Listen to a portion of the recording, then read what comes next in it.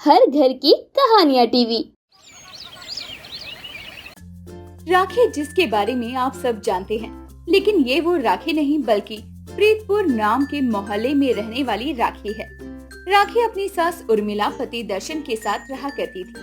ऐसे ही एक दिन राखी बहुत तैयार हो रही होती है, तभी राखी की सास उसे कहती है, अरे बहू, तू इतना तैयार क्यों हो रही है? कहीं बाहर जा रही है क्या? क्या माँ जी, राखी नाम है मेरा। पूरा देश, पूरी जनता मुझे देख रही है, मुझसे प्यार कर रही है, और मैं अपनी जनता के लिए इतना तो कर ही सकती हूँ ना। अरे ओ जनता वाली, 4 लोग बस जानते हैं तुझे, और उन 4 लोगों में भी हमारा नाम खराब कर दिया है तूने। ये मेकअप करके कुछ नहीं होगा, तू तब भी ऐसे ही दिखने वाली है। अरे माँ जी, मेरा नाम राखी है, और आप क्या समझती हो कि ये जो बड़ी बड़ी हीरोइनें इतनी सुंदर लगती हैं? क्यों लगती हैं? 2.5 किलो का मेकअप थोपती हैं और फिर पाव भर सुंदर लगती हैं। ये तो मेरी परमेश्वर की कृपा है कि मैं इतनी सुंदर हूँ। मेकअप मेरा कुछ नहीं करता है, वो तो बस मैं बड़े बड़े ब्रांड की मदद करती हूँ। अरे बहू, तू भी ना कभी कभी बहुत अच्छा मजाक करती है। वैसे तो मुझे तेरी कोई भी बात पसंद नहीं आती है, लेकिन जब तू ऐसे कोई बात करती है ना, तो सच में हंस हंस कर पेट में दर्द हो जाता है। हंसने के अलावा भी कोई काम कर लेते आप तो आपका भी भला हो जाता। खैर मुझे क्या, मैं तो मेकअप के बिना भी सुंदर लगती हूँ, लेकिन आप तो प्लास्टिक सर्जरी करवा लो तो भी ऐसी कॉमेडी से ही लगोगी। मोहल्ले वाले भी हंसते हैं कि आपको ऐसी हुस्न परी जैसी बहू मिली, लेकिन बहू बेचारी को कॉमेडी जैसी दिखने वाली सास मिल गई। बहू, जुबान संभाल कर बात कर। मैं तेरी सास हूँ, उम्र में भी तुझसे बड़ी हूँ और ओहदे में भी बड़ी हूँ तुझसे। जो कुछ भी बोल रही है तू, अरे जरा सोच समझ कर बोल। अपनी माँ को कोमड़ी बोल, जिसने तेरे जैसी निकम्मी औलाद को पैदा किया है। किसी काम की तो है नहीं, बस खुद को राखी सावंत ही समझती रहती है।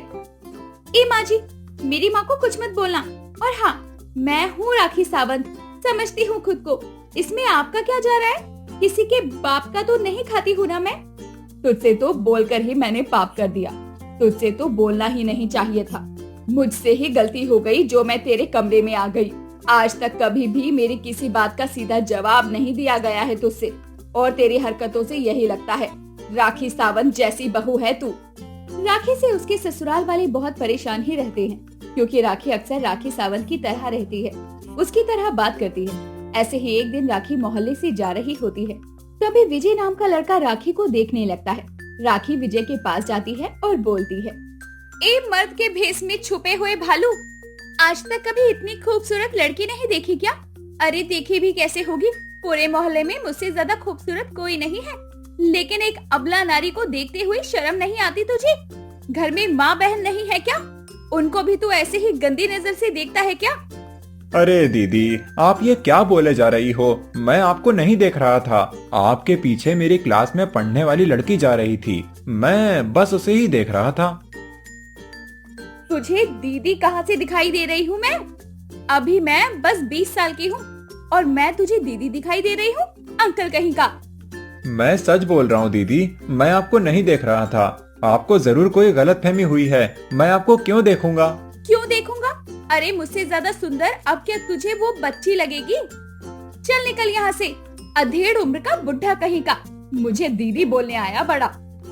राखी अपने घर के साथ मोहल्ले वालों के साथ भी ऐसे ही रहती है जैसे कि वो सच में राखी सावंत है।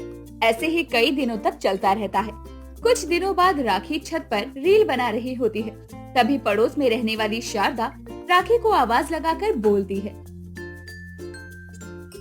अरे राखी बहू, जरा घर का काम भी कर लिया कर। रील बनाने से तेरे भी 4 पति हो जाएंगे।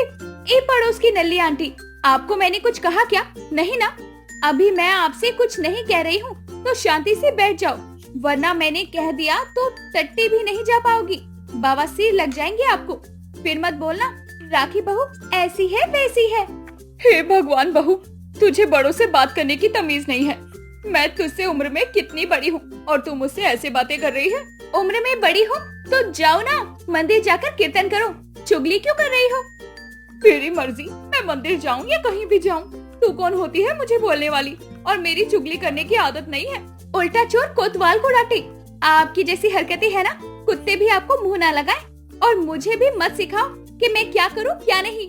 राखी कभी किसी से तमीज से बात नहीं करती, हमेशा ही हर किसी से बदतमीजी करती रहती। ऐसे ही एक दिन दर्शन घर आते समय राखी के लिए गुलाब का फूल नहीं लाया होता तो राखी को बहुत गुस्सा आ जाता है। एक काम आपसे बोला था वो भी नहीं किया गया ना आपसे। अरे मैं औरत हूँ तो क्या हर चीज सहती रहूं और आप बस अपनी मनमानी करती जाओ। देखो अगर मुझे औरत समझकर दबाओगे तो अच्छा नहीं होगा। औरत की ताकत को आप नहीं समझते हो। राखी, इतना भी क्या हो गया जो तुम मुझ पर इतना चिल्ला रही हो? अरे मैं तो रोज ही तुम्हारे लिए गुलाब के फूल लाता हूँ, बस आज भूल गया तो तुम मुझ पर इतना क्यों चिल्ला रही हो? अरे कभी तुम भी तो समझ सकती हो ना। हाँ, आप बस यही चाहते हो कि मैं हमेशा आपको समझती रहूं और आप मेरे लिए कुछ भी ना करो। मुझे पता है कहीं बाहर चक्कर चल रहा है ना आपका पक्का, तभी आप मुझे इग्नोर कर रहे हो। राखी की नजर बहुत तेज है, कभी राखी की नजर से कोई चीज छुप नहीं सकती। तुम्हारा फिर नया ड्रामा शुरू हो गया। मुझे कोई बहस नहीं करनी है, मैं यहाँ से जा रहा हूँ। वैसे भी मैं बहुत थक गया हूँ। दर्शन कमरे में जाकर सो जाता है। ये देखकर राखी का गुस्सा और भी ज्यादा बढ़ जाता है। मेरे को हल्के में ले रहे हैं, मेरी पावर को अभी तक जानते नहीं है ना ये। अब मैं इसको अपनी पावर दिखाती हूँ। राखी अगले दिन मोहल्ले में सुबह सुबह रोने धोने का नाटक करने लगती है और वहाँ घर के लोग, मोहल्ले के लोग सब जमा हो जाते हैं। मेरा पति मेरे साथ नहीं रहता, बाहर कहीं चक्कर चला रहा है, मेरे लिए टाइम नहीं निकालता। अब मैं क्या करूं? मेरा क्या होगा? मैं कहाँ जाऊंगी? ये क्या बोल रही हो तुम? मैं सच बोल रही हूँ। इस अबला को इंसाफ दिलवाने के लिए कोई आगे नहीं आएगा क्या? अरे दर्शन बेटा, उर्मिला बहन, आपको काफी समय से जानते हैं हम। ये राखी सावंत बहू का बस नाटक है। मुझे तो भाव ही नहीं मिल रहा, अब क्या करूं? हाँ, मुझसे ही गलती हो गई दर्शन जी, माफ कर दो मुझे। ये सब मैंने आपकी अटेंशन पाने के लिए किया था, मैं तो बस रील बना रही थी। राखी का नाटक देखकर भीड़ भी खाली हो जाती है। सबको यही लगता है कि अब राखी सुधर गई है। अगले ही दिन राखी तैयार होकर घर में रील बनाने लग जाती है। माय नेम इज राखी और राखी की भरपूर जवानी ये नहीं सुधर सकती। इसी के साथ अंत में ये साबित हो जाता है कि राखी सावंत जैसी बहू हमेशा ही ऐसे ही रहने वाली है।